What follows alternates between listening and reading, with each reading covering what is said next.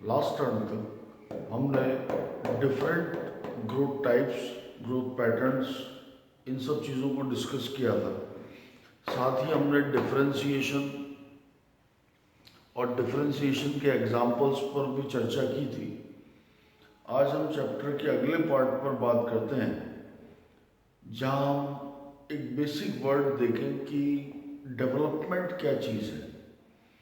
जब हम किसी प्लांट के डेवलपमेंट के बारे में बात करते हैं तो डेवलपमेंट का मतलब होता है ग्रोथ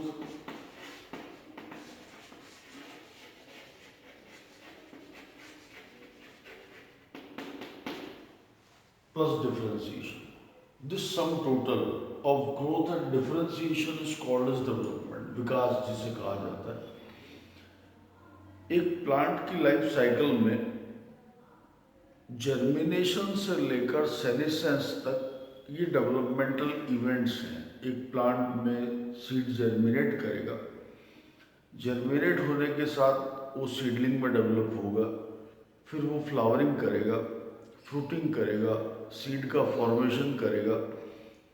ये टोटल डेवलपमेंटल इवेंट्स हैं। फिर नए सीड के साथ फिर से यही प्रोसेस रिपीटेडली चलता रहेगा। अगर वो एक पेरिनियल प्लांट है और एनुअल है तो नेक्स्ट सीजन में फिर से इस प्रोसेस को वो स्टार्ट करेगा। डेवलपमेंट जो है, ओवरऑल डेवलपमेंट, वो कई तरह के फैक्टर्स पर डिपेंड करता है। May be internal, may be external, और एक्चुअली ये दोनों ही फैक्टर्स मिलकर, इंटरनल फैक्टर्स जैसे हॉर्मोन्स हैं, एक्सटर्नल फैक्टर जैसे टेम्परेचर है, लाइट है, जितना भी इनऑर्गेनिक सप्लीमेंट्स प्लांट को सॉइल से मिल रहे हैं वो है, प्रेसिपिटेशन है, ये सारी चीज़ें मिलकर एक प्लांट के प्रॉपर डेवलपमेंट में हेल्प करती हैं। लेकिन फिर भी इंटरनल फैक्टर्स ज़्यादा इम्पॉर्टेंट हैं किसी प्लांट की ग्रोथ के लिए। और इंटरनल फैक्टर्स में, जैसा हमने कहा, जो सबसे इम्पॉर्टेंट चीज़ है वो प्लांट हॉर्मोन्स हैं। प्लांट हॉर्मोन्स और एक्सटर्नल फैक्टर्स के कॉम्बिनेशन से ग्रोथ होगी, डिफरेंशिएशन होगा, ओवरऑल डेवलपमेंट होगा। और ये सारी बातें कई कॉम्प्लिकेशंस खड़ा करती हैं। जैसे एक ही स्पीसीज के दो अलग अलग प्लांट अलग अलग नजर आ सकते हैं। यानी जब सीड जर्मिनेट करके सैपलिंग में कन्वर्ट हो रहा होगा, उस वक्त एक ही स्पीसीज के दो प्लांट अलग दिख सकते हैं। या ऐसा भी हो जाता है कि दो अलग स्पीसीज के प्लांट सिमिलर एनवायरमेंटल कंडीशंस के कारण कई बार सेम नजर आते हैं, जबकि वो दो अलग स्पीसीज के होते हैं। यानी डिफरेंशिएशन और ग्रोथ जब डेवलपमेंट के साथ प्रोसीड करते हैं तो डेवलपमेंटल कंडीशन में दो अलग अलग प्लांट सेम नज़र आ सकते हैं, या दो सेम स्पीसीज के प्लांट अलग अलग अपीयरेंस दे सकते हैं। और ये इतना अलग या इतना सेम हो सकता है दैट इवन अ टैक्सोनॉमिस्ट में गेट कंफ्यूज्ड। इसलिए इन सब टॉपिक्स को स्टडी किया जाता है। ये सारी जो कहानी है, जैसे इस पर हम थोड़ी सी बात करें, एक वर्ड होता है कॉल्ड एज प्लास्टिसिटी।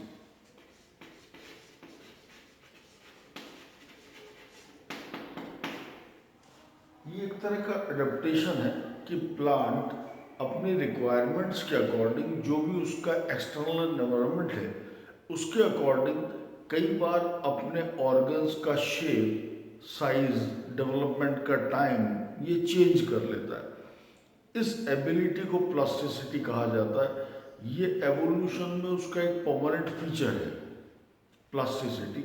जैसे इसका एक बेस्ट एग्जांपल हम लें, इसका बेस्ट एग्जांपल है हेट्रोफिली।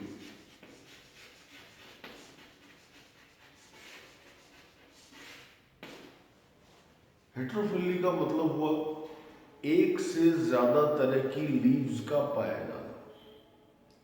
लीव्स एक ही तरह की होती है किसी स्पीसीज में, पर कुछ प्लांट्स हैं जिनमें एक ही प्लांट के डेवलपमेंट में हमें एक से ज़्यादा तरीके की लीफ नज़र आती हैं। जैसे ये एनवायरनमेंट के कारण भी हो सकता है, ये डेवलपमेंट के कारण भी हो सकता है। एक एग्जांपल लेकर हम देखें कि एक से ज़्यादा तरह की लीफ कैसे डेवलप होती है। For example,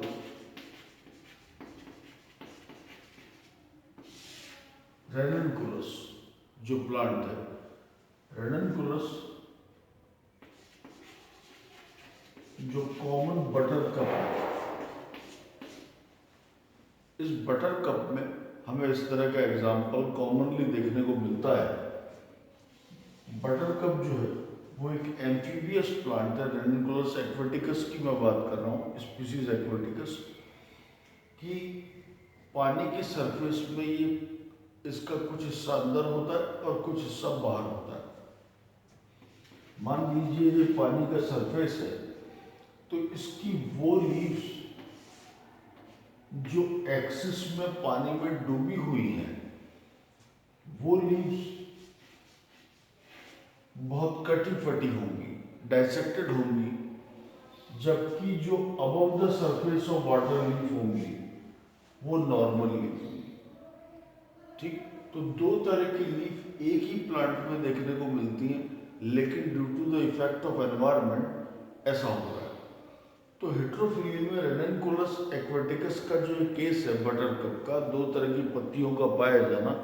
over the surface of water the leaf is completely entire, below the surface of water the leaf is finally dissected. ये फाइन डाइसेक्शन क्यों हुआ है? ताकि पानी की जो वेव्स हैं वो इन कटे फटे हिस्सों के आर पार जा सके, आसानी से मूव कर सके, लीफ टूटे नहीं, इसलिए डेवलपमेंट हुआ। इसे एनवायरमेंटल हेट्रोफिली कहा गया। इसी तरह की हेट्रोफिली डेवलपमेंटल हेट्रोफिली भी कहलाती है। एक और एग्जांपल हम देखें।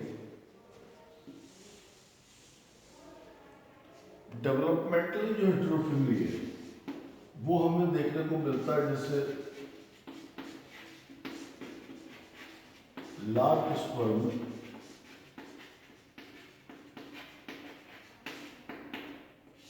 जिसे हम डेल्फिनियम के नाम से जानते हैं। इसके अलावा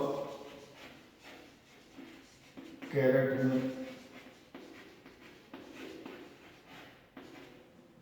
कोरिएंडर में, इस तरह के एग्जाम्पल हमें देखने को मिलते हैं जहां किसी एक्सिस पर जब कोई लीफ पैदा होती है तो एक कंप्लीटली एंटायर लीफ होगी। When a leaf is young, it is completely entire, that is non-dissected, regular margin वाली लीफ होगी। लेकिन जैसे जैसे वो लीफ मैच्योर होना शुरू करती है, उसमें डाइसेक्शन डेवलप होना शुरू करेंगे और धीरे धीरे डाइसेक्शंस बढ़ते जाते हैं और लीफ फाइनली डाइसेक्टेड नजर आती है। ये डिफरेंस कहाँ है? ये डिफरेंस हमें यंग और मैच्योर लीफ के बीच नजर आ रहा है। इसका मतलब क्लियर है कि ये जो डेवलपमेंटल चेंज है ये एक पैटर्न में है, यंग ऐसा होगा और कंप्लीट मैच्योर लीफ वैसा होगा। ये कंडीशन विंड के कारण या किसी और तरीके के कारण भी का रीजन से भी हो सकती है। तो ये हेट्रोफिली हमें प्लास्टिसिटी को एक्सप्लेन करता है कि इंटरनल और एक्सटर्नल एनवायरनमेंट के जो वेरिएशंस हैं, जो इन कॉम्बिनेशंस की वजह से जो एक सर्टेन कंडीशन बनता है, उसके अकॉर्डिंग हर प्लांट का हर स्टेज में अलग अलग टाइप का रिस्पॉन्स हो सकता है।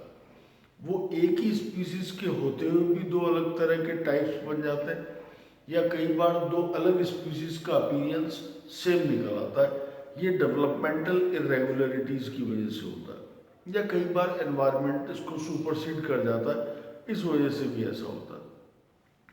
इस सारी डिटेल को एक्चुअली, जैसा हमने कहा कि सारी डिटेल को हार्मोन्स कंट्रोल करते हैं। तो जितने भी हार्मोन्स हैं जो प्लांट डेवलपमेंट को कंट्रोल करने के लिए इंटरनल फैक्टर्स हैं, इन्हें हम प्लांट ग्रोथ रेगुलेटर कहते हैं, PGR, प्लांट ग्रोथ रेगुलेटर इन्हें कहा जाता है, या इन्हीं को हम ग्रोथ हार्मोन्स के नाम से जानते हैं। ये ग्रोथ हार्मोन्स हैं। जो प्लांट ग्रोथ रेगुलेटर हैं जितने भी, या ग्रोथ हार्मोन्स हैं, डिपेंड करता है कि ये प्लांट ग्रोथ हार्मोन्स ग्रोथ को प्रमोट करने का काम कर रहे हैं या फिर ग्रोथ को रिटार्ड करने का काम कर रहे हैं। रिटार्ड करना भी एक इम्पॉर्टेंट फैक्टर है कि हर समय प्लांट ग्रो ही नहीं करता रहेगा, कभी उसकी लाइफ साइकिल का एक एंड भी आएगा।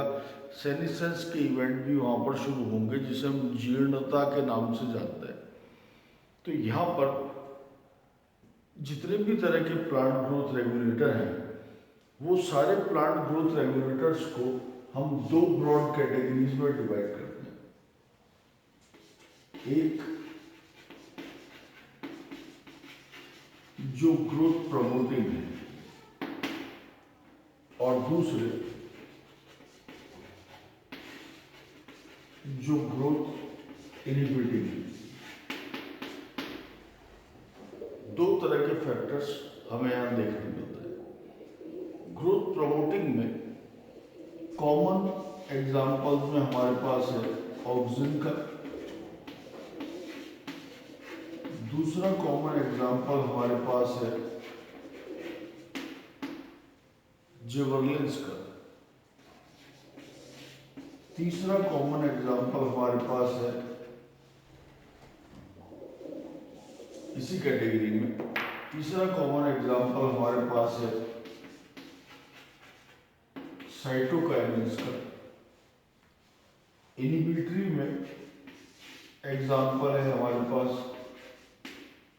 एब्सिसिक एसिड का, और इनहिबिटरी में ही हमारे पास एक और एग्जांपल है इथाइलिन का। 5 तरह के ये हार्मोन्स जो रेगुलर मेजर हार्मोन्स हैं, ये हमारे सिलेबस का पार्ट है, जिन पर हम 1 बाय 1 इनको लेकर हम डिस्कस करेंगे। नेक्स्ट वीडियो में इस पर हम और चर्चा करेंगे। Thank you.